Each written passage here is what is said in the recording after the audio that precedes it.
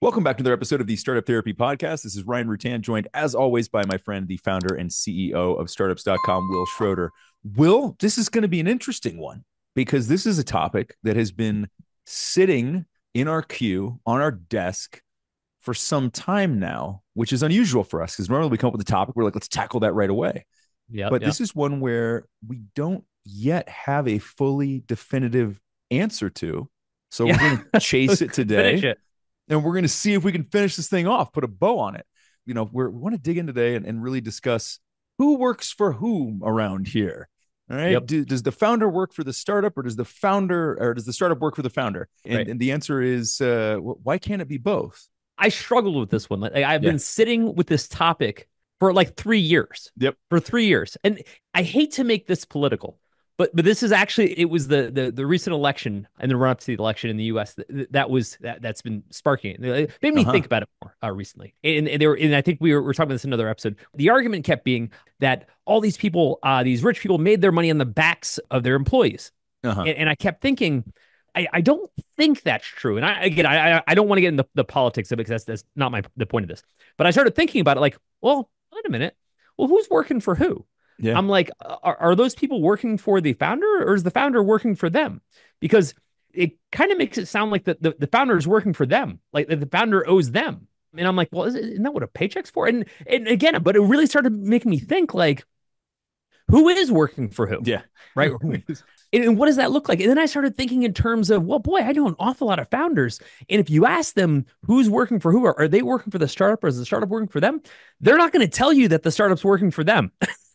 They're I'm working for the startup. Very rare. Like, it's interesting. Right. I don't know a lot of founders that would be able to say that. Even if they did, I'd be like, you sure? I can think of a few who probably would say that because they want it to be true. But I think the vast majority of them, it would be false. Now, I think you and I both know some entrepreneurs. We both know some business people who maybe at this stages in their career, their business is largely working for them, but nobody that I would call like pure startup founder, number one, because we do draw that distinction between, like, the accounting consultancy being an entrepreneur and say a tech product to solve for some new AI thing as being a startup, and nary the two shall meet. But man, I don't know too many who I could truly say that. Now, again, we do know some that have had big financial outcomes, but that's not necessarily the startup working for the founder either. Right. And that's a moment in time kind of thing. Like, okay, well, what happened up until that point? Right. Was that just the one momentous event where it's easy to point to and go, okay, well, now clearly the startup is working for you. It just put $200 million in your bank account. Cool. But that's so rare. 99.999% of people. That's what I'm saying. Also, when you started this business as the founder, you didn't start it to say, how can I find a business where I work for everyone else's paycheck? Right. Yeah. No one was that altruistic. No one was like, it'd be really cool. I want to quit my job and go start something where I stay awake till 3 a.m. at all times and mortgage myself silly to make sure everyone else gets a paycheck. Everybody else gets paid. I'm going to reverse Tom Sawyer this shit. I'm going to reverse Tom Sawyer this thing. I'm going to do all the work and they're going to get, No, I don't think I've heard that one either. The right mind would do that. Yeah. And yet all of these founders find themselves in a position where they're like, I work to make sure everyone else gets paid. Yeah. And they're like, how did I get here? What the hell happened? And so again, I got into this weird like thought process, like, how many founders are out there? How many founders listening right now that are thinking to themselves, wait a minute, who works for who right here? Because in theory, I mean, the old school version, we're like operator has a factory and factory workers work for operator, right? And old man operator has widget, sell widget. Yay. Right. One of my favorite shows to watch with my family, particularly my daughter, is the men that built America. She hates that title because built America, right? Yeah, but it does leave out quite a few people. It's pretty specific, right? But there's these great, very, very fictionalized accounts of all these great industrialists that built America. And it's exactly that, right? It's the Carnegies and the ham-fisted robber barons. Right? Exactly. Yeah. It's exactly that. And that is what people picture when they talk about like the people that don't pay their taxes. And it's like, it's almost like this like fiefdom right? And there's these serfs that work for like ham-fisted person who's like forcing them to work in like the mines for like 18 hours a day, right? It helps if you put in a monocle. I've heard it sells the story. Actually what it is, right? Yep. Everybody's the monopoly man, right? Yep. And I'm like, my God, it is nothing like that. That is such a caricature of a bygone era. Yeah. And what I picture is whatever the polar opposite of that is how a founder in this day and age is actually working. Yeah. And that person is broke and their parents are paying their bills. And they are so stressed and so anxious and so over a barrel. And the person they are working for, the founders working for, are their investors, their debt holders, their employees, their customers. They're like, no one works for me. No. Like, they don't think about that at all. Yeah, and it's interesting, man. How did I get here? I think at the early stages is a contract that we accept, right? It goes back to these things that we assume will be short-lived, or that there is a life cycle that it'll go through, and then things will change at some point. And unfortunately, I think so often in founder space, we permanentize things. Right? We accidentally write shit in stone, because I think at the beginning, like, we all get it. Like, okay, there are no employees, right? You are CEO, chief, cook, bottle washer, floor sweeper, everything. You do it front to back. The impression is then over time, I will bring in people who will do those things, and eventually I'll do less, they'll do more, and then I'll go from working for the startup, and then the startup starts working for me. There's some truth to that. But I think that it implies that we're also replacing things that we were doing. Like, let's be realistic about that. When was the last time you remember replacing something that you do? Now, we hire people, but generally speaking, it's not to replace the things that we're doing. It's to do things that we weren't doing, right? It's like, sure. Well, yeah. I've concepted this thing, and I've done some sketches of it, but I can't actually design it. I can't actually code it. So now I need a designer and a coder, right? Those are things that I wasn't going to do. So a lot of that is, the expansion and like the team that we end up working for, or that ends up working for us, depending on where we land with this, is largely just additive in nature. And so there isn't really this transition that I think we all assume will be there. It's like, yeah, I got to grind it out for the beginning, and then at some point it'll start to work for me. Well, someday never comes, right? And I think that's what, unless we specifically plan towards that point. And I would argue that most of us don't. Or never get the luxury. Right? Yeah, I guess that's more what I mean. It's like, not that we don't plan for it, but like, that plan can't really be made from the beginning anyway. So like, and then at this point of net revenue, we'll do this. Well, okay, what all went into that net revenue? Well, I have no idea yet. Okay, well then how are you planning for that point? I'm not really sure. Let's take this in two sections, okay? Sure. Let's take section one. What was the initial plan? How was it supposed to work for the founder? What was that contract we wrote for ourselves, or our intent? The second part was, what happened where it became some other contract? At what point did the founder work for the startup, and how did we get there? And then let's compare the two and see what the hell happened. Sure. Okay. Yep. All right. So let's start with what the initial contract was. Yeah. Okay. Because that's before it got perverted. That's before, the life happened. Okay. Yeah. Here's what I think the contract was. At least this is what it was in the 9 times that I started a company. When I first started, every time, and I'm guessing this is what it was for other people. You tell me yours, Ryan. Sure. It was, I want to build something that will profit me. Profit means a lot of things. I'll use the most obvious, money. I want to build something that will make me more money than I could have otherwise made doing something else. Now, that's not entirely true, because truth be told, there are other things in different versions of my life that maybe I could have done that maybe would have made me more money. But I was willing to forego some of that for some of the better lifestyle choices, which is also part of the profit I think about, that being my own boss would give me, right? I think that's and I think that's an important piece of this, is that sometimes we have to kind of reframe what that contract really looks like, and what we're talking about when we're saying it's working for us. And well, in what ways is it working for you, right? Like, financially, rarely at the beginning, especially. It's usually the opposite.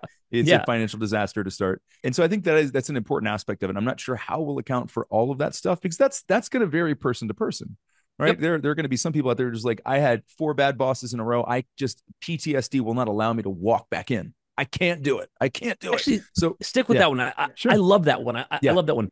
I want to be my own boss. Yeah. Let's stick with that, because, in a minute, we're going to go take on an investor, and that goes right out the door. Okay. I want to make my own decisions. In a minute, we're going to take a co-founder, and that goes right out the door. Yep. And employees and customers. We did a whole episode on this, right? We did. Yep. Control goes away very, very easily. Control goes away, right? But this contract that we're mentally writing to ourselves about who we want to work for, how we want the startup to work for us, felt pretty explicit. Yeah. We clearly made the sacrifice with this implied contract in mind. At no point did someone come to us and say, now you understand this all goes away. And we said, yep, totally. I'm totally cool with that. I no longer want this profit to go to me. At no point did we say that. No, we didn't. And yet, right? That's the way it works. This is the problem with contracts you signed to yourself, from yourself, by yourself. Right. Right. By yourself. Well said. Well said. And okay, cool. So, right. Now, at that point in our minds, we say, this company is supposed to serve my goals. Yet we fast forward some period, 5-10 years later, whatever it's going to be, and it does not, right? It is ruining our health. It made us broke. Everyone tells us to go F ourselves, right? Yeah. What? Why? Yeah. Ryan, I just reread the contract. It doesn't say any of that. It really doesn't. Say any of that stuff. What the hell happened, right? All 6 of my contracts, none of them said that. Yeah. Ryan, go back your inventory. You're thinking about when you started your first companies. What were your goals? How was the startup supposed to work for you? So I'll skip over like some of the super early entrepreneurial things, because those were really just like cutting teeth, trying to figure out like, can I have any kind of an idea and make some money off of it? Sure. And that was really all it was. I was also 14, so I had a lot to learn. And you loans. Yeah. So when we go back in time, it really did have a lot to do with 2 things in my case. One, the opportunity and what it would provide me, of course, but the idea that I could go and chase something that nobody else had done or hadn't done quite like I wanted to yet, right? Like the competitive aspect of it to some degree was a big part of my contract, which is like, nobody else has figured this shit out yet. Let's go figure it out. Right. Or nobody else is doing this quite in the way that I want to. Let's go do that. And that was a big part of the contract for me, was the excitement of being able to define, for better, for worse, for right, or for wrong, how things would happen. Right. To the extent that you could. And of course, at the earliest stage, when it's still just an idea, you do have that full flexibility, right? Like it was as I defined it. Now, it very quickly changed after that. Like the minute I had first client, first employee, first everything. We'll get to that in a second. Yeah, we'll get there. Yeah. So that was it for me. Like when I go back, and it was like when I considered the options, right? And I remember some of these like really, really super clearly. All right. There was a scholarship to Leeds for an MBA was one of the decision. It was one of the branches on my decision tree at the time. Or I could go to Taiwan and help these 3 entrepreneurial companies try to market onto US shelves and get acquired by Aces. Okay. Guess which one I did, right? I did not do the Leeds MBA, right? Because it was something nobody had done before. It was more entrepreneurial. I was going to go in and get to lead this team of people and try to build out this marketing effort and launch these companies and then try to sell them to Aces, which we did with 2 of them. It was super cool, right? That was it, right? So it was these really specific situations where I was balancing kind of like, there's obvious commercial value in this other thing I could go do, right? Like having an MBA from a well-known university in the UK would have been a good thing, good networking, expand my network internationally. And yet, right? And here's the thing, this is where this kind of gets crazy. This is why I'm spending as much time on this as I am. That was a very clearly defined contract. That was a contract I understood. I signed the paper. I give up 2 years of my life. They give me a bunch of money and I get a network. I get some credentials behind my name. I can go ask for a higher salary, all that stuff. Yeah. Pretty well defined, right? A lot of people do this every year, right? So there's no question about what comes out of an MBA in most cases, right? Within some limits. And instead, I chose the path of absolute full uncertainty because of the promise of a few of these things that are baked into the contract, like you described, right? Like autonomy, self-driven, being able to make this part of my identity and build what I wanted to build in the way that I wanted to build it. And yet, right? Again, that contract is so short-lived that it's hysterical that we even weigh them with any kind of commensurate value, let alone that's the contract that won out in my case. Like, why do we do this to ourselves? Something that's really funny about everything we talk about here is that none of it is new. Everything you're dealing with right now has been done 1,000 times before you, which means the answer already exists. You may just not know it, but that's okay. That's kind of what we're here to do. We talk about this stuff on the show, but we actually solve these problems all day long at groups.startups.com. So if any of this sounds familiar, stop guessing about what to do. Let us just give you the answers to the test and be done with it. So we set out for these goals and we expected a reward. We expected a reward. Okay, let's pause there. Let's talk about the other side of it, where all of a sudden a few things happen where all of a sudden the startup said, no, hold on a sec. You need to work for us. Yeah. Okay. Let's talk about how that happened, right? How it happened to all of us. Yep. And more specifically, we let it happen. Not we let it happen. We wanted it to happen. We did it for the right reasons. Okay. But those reasons changed the dynamic. And in some cases, directly impacted our ability to be the ones who had the startup working for us. So let's go with the most obvious ones. We took on an investor. It's a big one. The moment we took on an investor, we hired a new boss. Yep. We just said, I now work for that person. Yeah. I will make you more money with your money. Now, that wasn't what we were thinking. No one says, hey, let me go find a new boss. Right. But that's exactly what we did. Yep. And anyone that doesn't think that is out of their mind. The only people that don't think that haven't had an investor yet. Right? One who's had a big enough investor, and they'll tell you that's your new boss. That's your new boss. Yep. Right. And so the moment we did that, we said, look, I now have to satisfy this other person. And again, if you haven't taken on investors before, you just don't understand the liability yet. However, it's not just them. The moment you hired somebody, you created your first liability. You had to make payroll. You had to make them happy. You had to cater to their needs. And all of a sudden, you had to do this new thing. You had to worry about their welfare. Now, that's part of your job as an employer, right? Just like if you have a kid, right? You have to worry about their welfare. But hold on. At the expense of yours. You didn't think about that. There's some zero sum to that game at some point, right? Like there isn't a magic bucket of money that it comes out of. Right. So have you ever paid somebody at the expense of your own pay? Yeah. Yes. Over and over again. Question. Yes. Right. Yeah. That moment where you're like, wait, what just happened? Yeah. What just happened? Right. Particularly, man, oh God, I remember it. I remember it so crystal clear because we had won a new contract.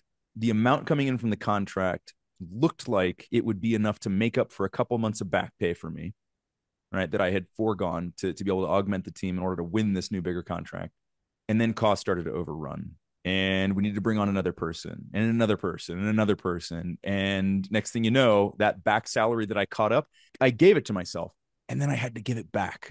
Somehow that was even more painful. It was like, in order to make the next payroll, I had to pay some of the back salary that I had recompensated myself for. I had to put back into the company to make the following payroll. And it was just like, not only did I wait for that money, I waited for it. Then I got it. Then I had to give it to somebody else. Yep. Look, it all worked out. Damn, was that not part of what I thought I had signed up for? Right. That was not it. It's so crazy is that so many times it's like, again, we make these deals, we make the contract but this will change over time. And with the assumption that once it changes for the better, it will never change in the other direction. That was one of those moments in time where I was like, okay, we surpassed the point where I couldn't pay myself the salary anymore. And then I paid myself the salary. And then I realized, nope, we didn't actually beat that boss yet. We're still, the piper still wants his due. It's a couple things. It's that moment when you pay someone else at your expense, meaning at the expense of you getting paid. Yep. And you realize, wait a minute, that person doesn't work for me. No, I work for them. For them. That's how that works, right? Yep. Like, at which point they get paid at your expense, at the expense of you losing. Yeah. They don't work for you. You work for them, right? Exactly like the first time I experienced that concept was at such a low dollar figure. Ones of thousands of dollars. Yes, same. But it might as well have been $1 billion because it was all the money in the world. It was the balance of my checking account at that time. Right. and for me, it happened at a point where I had to make payroll by taking out a First USA credit card. Right. I mean, first, I didn't know if First USA is a bank even exists anymore to give you an idea. I don't think so. Do you still have the T-shirt they gave you for signing up for the card on campus? Right. Yeah. Does it still fit? But think about this. Like, I had to take out a credit card for money I obviously didn't have. and like transfer money to like get it into a cash format that I could give to somebody. And so my only thought at the time was that I owed this person ones of thousands of dollars, which might as well have been ones of hundreds of thousands of dollars. Doesn't matter. I was in you college, don't have right? it, you don't have it. Yep. I don't have it, right? And it was a lot of money relative to how much money I had. And so I could pay that person. The only thought at the time was I have to pay this person. It didn't even occur to me that I couldn't pay this person. This isn't a matter of dishonesty. I'm just saying, like, in terms of payment, it didn't occur to me that if you owed somebody money that it couldn't be paid. You just don't pay. Like, oh, well, I can do that. Yeah. Again, not for long, and you shouldn't do it often. It's not that if it occurred to me, I wouldn't have paid it. It's just that it didn't occur to me you couldn't. So I paid the person the money. And now I had like a few $1,000s of a balance on this credit card. Now, a couple things to note at this moment, because this is all relative. At that moment, I'm looking at like this is back in like days of like 28% APR or whatever it was. I'm thinking it'll probably take me like 3 to 4 years to pay this off. Snapshot that for a second. That person got a few $1,000s that they probably spent by the end of the month. It's going to take me years to repay that with interest, thousands of dollars more, right? Again, I want to stick with this, okay? If ever. Now, on top of that, right, that's not money I made. That's money I lost. Right. So again, I'm not paying this out of profit. I'm paying this out of loss, right? This is even worse. On top of that, I also didn't make money, right? So not only did I lose money, then I have to pay interest on top of the money that I lost. Money I don't have money. And I'm currently not replacing at any kind of rate, right? Yeah. Okay. God. So, let's stick with that. Now, immediately, someone's going to look at that situation and say, well, you got into business, so you should know that, right? Zero sympathy. Not looking for sympathy. All I'm trying to say is when the founder gets effed, everyone is like, well, you should have known, founder, right? F you. Flip that around. The founder makes $3,000, right? And they're like, well, you owe people money, right? You made that on the back of your employees. What the hell? Come on, man. Like, how does that work? Right. That is at the crux of this entire thing, isn't it? I mean, which is that we're in these non-negotiable positions in so many cases where it's like, well, we're the only room for negotiation. Let's put it that way. Like, we're the flexibility of the situation. We're the ones who are willing to sacrifice where other people won't. And the idea is, because it's for the upside, because it's for the flexibility, because it's the contract that we made, all that stuff. And like, eventually we will benefit from it, hopefully. But again, at the time we make the deal, that's not what not how we think about or how it looks. But at some point, like, there aren't employees who are just like, well, you know what? You've done this for a couple of years without a salary. I'll do it this year. My turn. Right. I've never had somebody go, hey, Will, I heard you lost a whole bunch of money. I'm going to wire you some to make you whole. Yeah. I got you, buddy. I've never heard a founder ever be like, oh my God. And the coolest thing, it was really down our luck. After the company folded, a lot of our employees chipped in and made sure we made our mortgage payment. Said no one ever. Nobody. Right. Yeah. And look, again, this isn't like a woe is founder thing. What I'm trying to point out is this is a very one directional contract, right? This is if what we're saying is, hey, no one's going to give back to the founder, then what I'm also saying is the founder's also got to say, hey, if this thing's, if you're only looking at it one way, saying that the startup's not going to work for you, then you also got to say, well, if you're working for the startup, that's also not a fair transaction either. It's got to be balanced in some way. Sure. And I'm also not saying it has to be one way or the other, which is why this was so hard. To come to a conclusion on this. Why can't it just be both? Right? Why can't it just be equitable? Why can't the giving be circular? Why is it unidirectional? Here's why I still haven't come to the conclusion. Here's where I've seen it work. When a company is so frigging profitable that there's so much to go around, right? Which happens so rarely, right? It happens so rarely. So like, it's like when you become a Google and you make so much money that yes, the founders are infinitely rich, but they're so benevolent that they give everybody steak dinners for lunch. Right. And make everybody millionaires. And there's so much money that everyone's just so fat and happy that it just sort of doesn't matter. And even then they complain. Right. That's ones out of millions of companies. Yeah, it kind of never happens. Right. Yeah. The folks I'm talking about are not them. It's almost like when you get to that point, you don't have a problem anymore. Right. I'm talking about the folks that are on the other side of this equation where the startup isn't working for them, where they're on the ass end of this. And they're like, how do I get out of this? where they're on the part of it where they're like, yeah, I'm just working for my investors. Like my team makes 3x what I do. Yeah. Right. Like what happened here? Like I'm so upside down in this thing. Like, why is it like, and this is so typical of like a series A, series B funded startup. Yeah. Where the founder's like, I haven't had a pay raise in 5 years. Yeah. Right. Like what the hell? I'm the lowest paid member of my team. Right. Like, yeah. It happens. Like what the hell happened? It happens a lot. And they're kind of like, somehow somebody ripped up my contract of like, this thing was supposed to work for me. And like, am I supposed to feel good about this? Like, is this like, oh, you did it to yourself, so just eat it, right? Like, because no one else is eating it, right? Everyone else either quit or like, whatever. And I think this is just an interesting proposition where we resign ourselves to the fact that this thing that we created, this contract that we created, we lit on fire. Yeah. That seems bizarre to me. It's funny to me that we tend to treat it very, very differently. If it's a corporate environment, a larger company, we all started small, but if we're talking about a big corporation versus a startup company, and I think part of that is the perceived direct benefit of the founder, right? It's easier to villainize that one person versus that faceless CEO you've never heard of or whatever. Where does it come from? Because part of what we're talking about is just the perception and the way that founders are treated. Right, going back to the politicized version of this, where it's like, well, a founder should take all the risk, and we blame them for failure, but we also don't want to celebrate them for success. So what the fuck, right? What the fuck, right? Where does that come from? Like, who are we actually trying to? So I guess part of this is like, who are we trying to satisfy with? Who does this work for? Right? If you and I were to answer this question today, who are we actually trying to answer this for?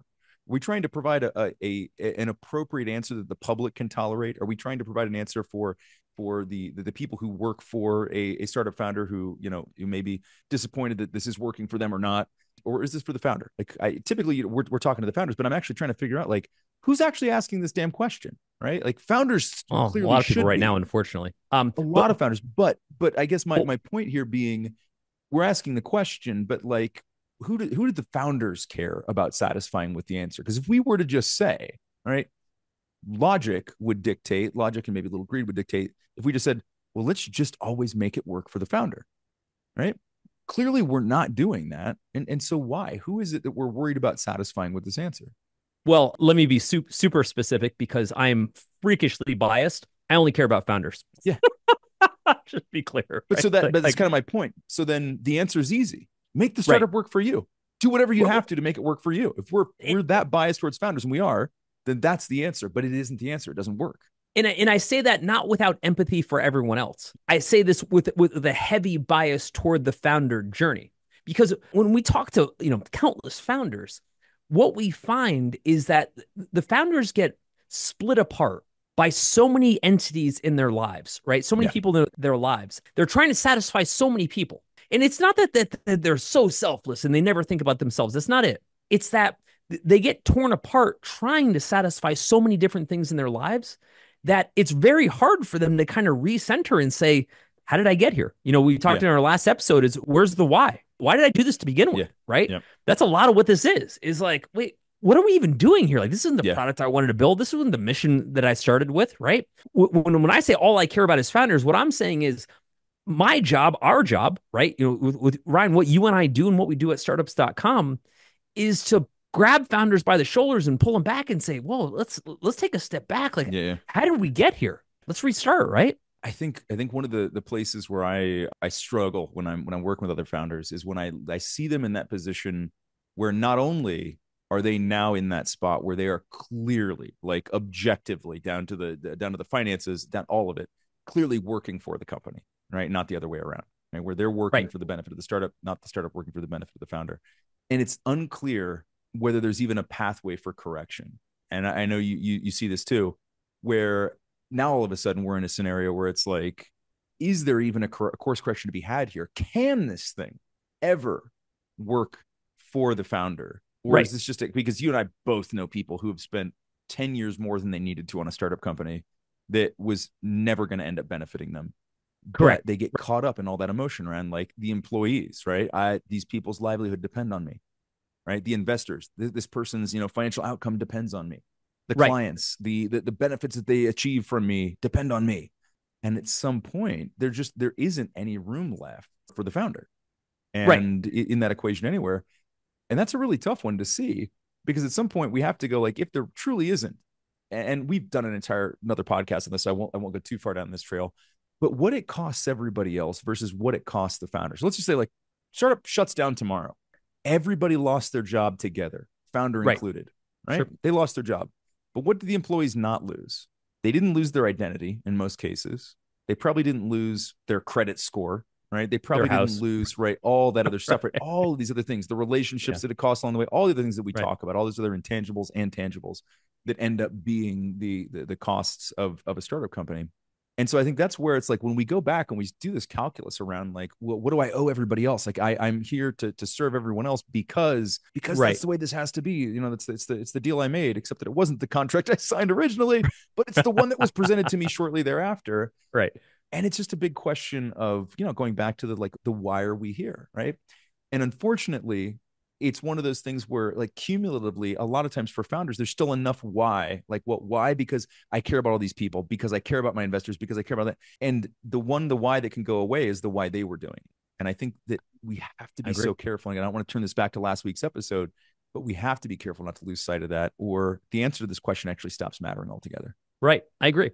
Look, I think for the most part, for most founders, we all start off with the same job of who's working for who. We all start off with, this startup's going to work for me. We might have some slightly more altruistic goals of how we want the startup to work for other people. But generally speaking, we start off with, the startup's going to work for me.